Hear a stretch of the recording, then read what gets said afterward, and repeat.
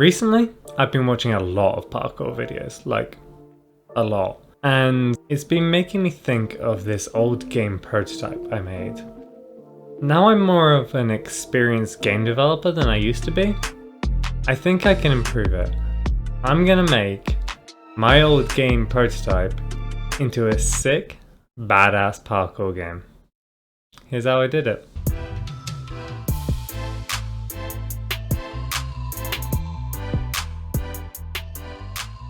First thing I'm going to have to work on is definitely the level design of the game and the game objectives in general. In my old prototype, the game objective was to kill all the enemies in a small arena. Obviously, now this is going to be some parkour focused game. I think I'm going to look at games like Mirror's Edge, use their objective just getting to the end of the level. I'm also going to take a little bit of game design from them, so level design in general. So I want to use kind of sections from Mirror's Edge. Generally the running and parkoury bits are really good in that game, but I also really like the combat sections where you go into little arenas in Ghost Runner. So I'm going to combine those two things and make it kind of into so you'll have these parkoury sections that'll flow into little combat arenas and then flow back out. I think this will make a kind of more engaging experience that has little ups and downs. Unlike in, say, the original Mirror's Edge, where you'd have the parkour sections and abysmal shooting sections, mine will be better. The combat will be all tied in to the movement and the movement abilities. I realised I should probably give you some background on what my old game prototype was. It was a game about kicking people. So all the gameplay was focused around that. You need to get into position and kick people into obstacles and stuff to kill them. It had some good stuff. Definitely the kicking was fun. Also, I had built some movement mechanics for the game. It was a mix of the two. In that old prototype, they didn't really gel well together. I kind of actually had a similar problem to that original Mirror's Edge, where the combat and the movement kind of felt a bit separate, and they didn't work as well together as I'd like.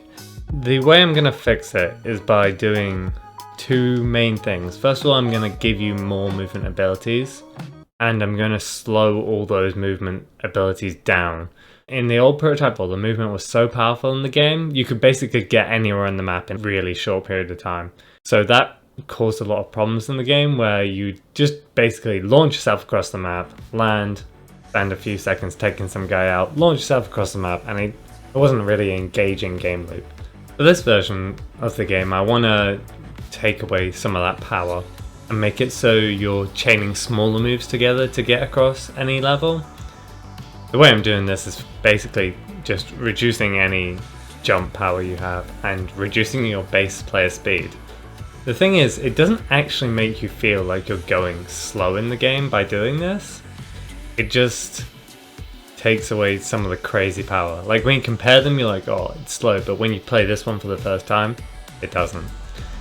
I also added a couple more things just to make it feel like you're going fast, just to be safe. I added some speed lines, and I've also spent some time making a running animation, which I didn't have before. So that's neat. And it looks kind of good. It's along the lines of a lot of other running animations. It's broad out your way. It's just like where your hands are just coming up like this. Going so fast. The other main thing I needed to fix was, as I said before, the linking of the combat and the movement. So I wanted to bring movement abilities into combat and change the AI in the game so it really encouraged you to move around. One of the things I want to do to encourage you to move around more was I wanted to change the way the gunman AI worked in my game. They used to shoot like one bullet every now and again, but I wanted to change them into machine gunners, so it was turned into a bit like a bullet hell, so you have to avoid all those things. Not quite that intense for sure, but along those lines, where like a range of bullets will make you have to stay out of the way of them so you don't get damaged. You'll have to think about lines of sight, think about how you're launching yourself around, and we have a slight debuff to the AI. They rotate slightly slower than you can move if you're moving at good speeds. So when you're moving around a lot, they're less likely to hit you. So again, encouraging you to keep moving. In the game, you've got a grappling hook. I've been thinking about ways we could utilize that more in combat to make combat more engaging. In the way it currently works, you can swing off objects like you'd expect with a grappling hook. You can also pick up objects with it. But what I wanted to do was let you zoom in towards enemies so that you can position yourself really carefully around them and take advantage of any like moments when they're reloading their guns or out of position or something like that. So you can get in there and just kick them and they'll die. There was one thing I needed to do as well with this was I had this rope between the grappling hook and your hand, and it's been looking kind of terrible, to be honest. It's a cylinder that's got some translucency on it, so I'm gonna try and learn how to do particles. I never tried particles before, so I needed to do some Googling.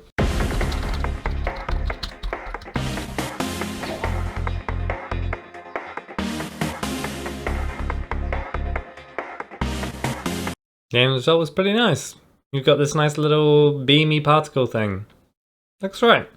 Pretty happy with it for my first particle I've ever made, I'm not gonna lie.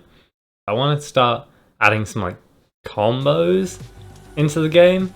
Not exactly combos, but things you can do to combine moves. So I've decided to add this hold. So if you press the button to hold, the kick button, and hold it, it'll, instead of doing the normal straightforward kick, it'll now launch people into the air, or objects I guess, whatever you kick.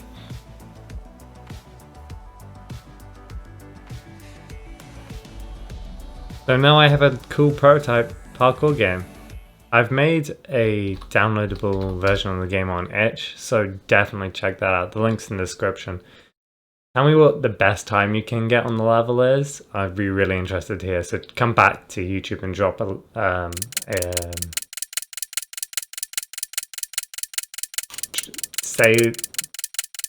tell me in the comments what your time was. That's what I wanted to say.